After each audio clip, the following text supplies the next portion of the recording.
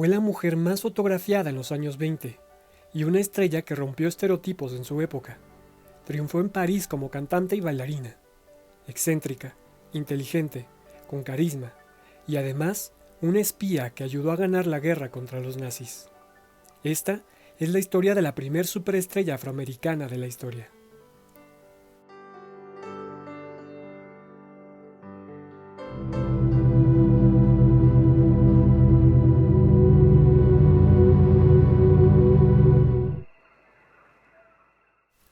La historia del siglo XX está plagada de personajes históricos que escribieron su nombre en los libros gracias a sus hazañas. Grandes nombres, personas que se hicieron un hueco en la memoria colectiva por sus logros, y personajes no tan conocidos que sí merecen un sitio en nuestros recuerdos gracias a todo su esfuerzo por alcanzar grandes victorias. Josephine Baker nació el 3 de junio de 1906 en St. Louis, Missouri, Estados Unidos. Su padre era percusionista, mientras que su madre era una humilde lavandera. Como muchas otras mujeres afroamericanas de los Estados Unidos de principios del siglo pasado, Josephine nació en una familia tremendamente pobre. El padre abandonó a su familia cuando ella era muy pequeña, obligándola a trabajar desde los 8 años como doncella. A cambio de un techo y un poco de comida, dormía en un sótano con un perro de 3 patas, con el que compartía su comida siempre que podía, y el que probablemente despertó su amor por los animales. Su trabajo terminó ahí cuando la dueña de la casa le metió las manos en una olla de agua hirviendo por romper un plato. Josephine se desmayó de dolor y despertó en el hospital. A los 13 años, Josephine Baker ya trabajaba como camarera y fue obligada por su familia a casarse con su primer esposo, del que se divorció un año después. Vagabundeando por las calles de la ciudad, Josephine soñaba con convertirse algún día en bailarina, y sus bailes callejeros llamaron la atención desde el primer momento, hasta que un día, a los 15 años, consiguió su primer trabajo como bailarina. Para entonces, ya se había casado nuevamente con un guitarrista de blues, Willie Baker, de quien se divorció también poco después, aunque conservó su apellido. Las actuaciones de Josephine destacaban por extravagantes, ya que cantaba y bailaba casi desnuda al estilo de cabaret, e incluía elementos de comedia jugando con los estereotipos del público blanco como parte de sus números. Pero al ver su carrera estancada por el enorme racismo estadounidense, decide aprovechar la oportunidad de su vida. Iniciar una gira de espectáculos en Francia, cobrando $250 a la semana. El nombre de Josephine no pasaría desapercibido en la capital del mundo del espectáculo. Josephine era la estrella absoluta del show. Tenía apenas 20 años y se había convertido en lo más parecido a una superestrella. De hecho, muchos la consideran la primer superestrella internacional de la historia. Fue la mujer más fotografiada de 1926 y se convirtió en el símbolo de una década.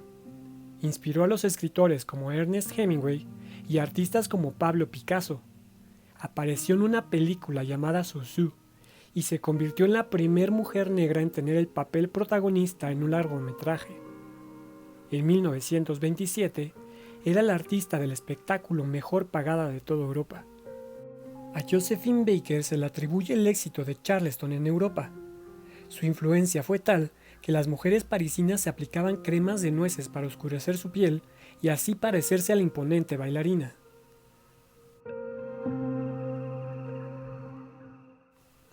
En plena ebullición del Art Deco y el arte africano, el productor incorporó al espectáculo una impresionante hembra de guepardo, a la que llamó Chiquita, y que Josephine adoptó después. Chiquita y Josephine se hicieron inseparables, y la bailarina vistió a su nueva amiga con un costoso collar de diamantes. Josephine adoraba a los animales, y se sentía con ellos mucho más cómoda que con la mayoría de las personas. En esta época, si los dueños de los teatros introducían un animal, Josephine lo adoptaba de inmediato. Tenía cabras, perros, gatos, serpientes e incluso un cerdo al que llamaba Albert. Ella recibía propuestas de matrimonio todos los días. Tuvo romances con decenas de hombres y unas cuantas mujeres, entre las que se encontraba la escritora Colette, a quien le dedicó su canción más famosa, Tengo dos amores, aunque algunos inocentemente creyeron que el artista se refería a Estados Unidos y a Francia. También hubo quien la relacionó con Frida Kahlo, pero esa versión fue desmentida posteriormente. En 1935 regresó a los Estados Unidos, donde nuevamente se encontró con la hostilidad de un público que no estaba dispuesto a aceptar sus espectáculos. Para sus oponentes, bailaba como un mono, pero no tardó en desarmar a sus detractores con su carismática personalidad, su talento y su libertad para la expresión corporal. De regreso a Francia, decidió no volver a Estados Unidos y adoptó la nacionalidad francesa al casarse por tercera vez, esta vez con Jean Lion, de quien se divorciará un año después.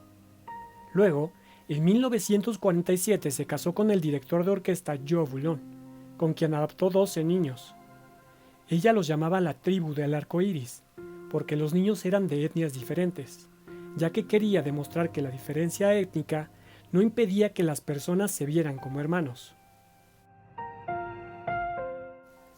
Un año antes de la invasión alemana a Francia, Joséphine recibió la visita de un alto cargo de la inteligencia francesa con el fin de reclutarla para el servicio de espionaje. Ante la proposición, la respuesta del artista fue: Francia es el país que me adoptó sin reservas. Estoy dispuesta a dar mi vida por ella. Convertida en un importante miembro de la resistencia, sus actuaciones eran la mejor excusa para que pudiese desplazarse por una Europa en guerra, y su estatus le permitía acceder a embajadas y a las mansiones de gente poderosa.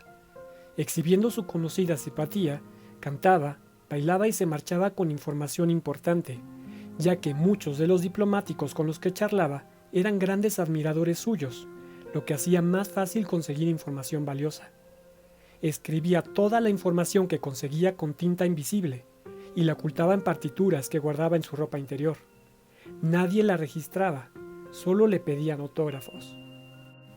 Viajó por toda Europa y parte de África. En Casablanca colaboró con una red que ayudaba a los judíos a huir a Sudamérica. También se ofreció como voluntaria para trabajar como enfermera y piloto en la Cruz Roja, pero su ayuda también fue más mundana, ya que cantó y bailó para las tropas aliadas. En sus actuaciones siempre impulsó la solidaridad entre los soldados negros y blancos. Después de todos estos hechos, Joséphine fue condecorada con la Legión de Honor y la Cruz de Guerra. Y aunque sabía que en Estados Unidos no era muy bien recibida, Joséphine volvió de nuevo a su país al principio de los años 50.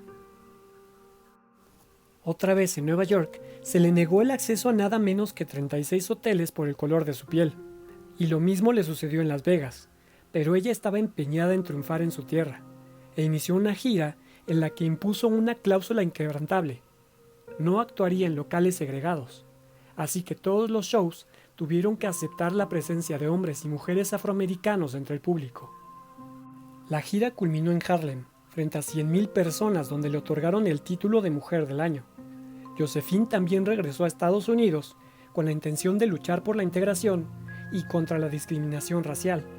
En 1963 asistió a la legendaria marcha de Martin Luther King, el día en el que el líder de la lucha por los derechos civiles pronunció su célebre frase: «Yo tengo un sueño».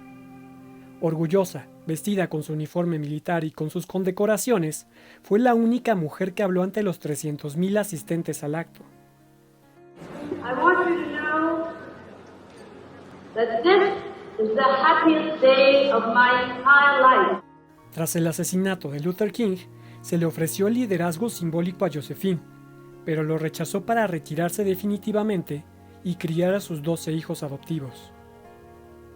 Acosada por problemas económicos, Joséphine fue desalojada del castillo en el que vivía y se vio obligada a vender todas sus posesiones. Pero una mujer le ofreció su ayuda. Grace Kelly, convertida ya en princesa Gracia de Mónaco, le consiguió una casa en el Principado y junto a su marido, el príncipe Reinero, la ayudó a relanzar su carrera artística. Con su nuevo espectáculo, Joséphine volvía de nuevo al centro de París.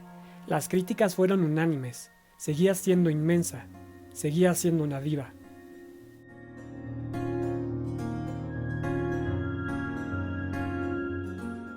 4 días después del estreno, el 12 de abril de 1975, la encontraron muerta en su cama, rodeada por recortes del periódico con sus críticas. Había sufrido una embolia. Josephine Baker fue enterrada en Mónaco con honores militares, y en primera fila estaba Grace Kelly, la mujer que fue, en sus peores momentos, su gran amiga y protectora. Los restos mortales de la persona a quien Ernest Hemingway una vez llamó la mujer más sensacional que nadie haya visto jamás, reposan en Mónaco.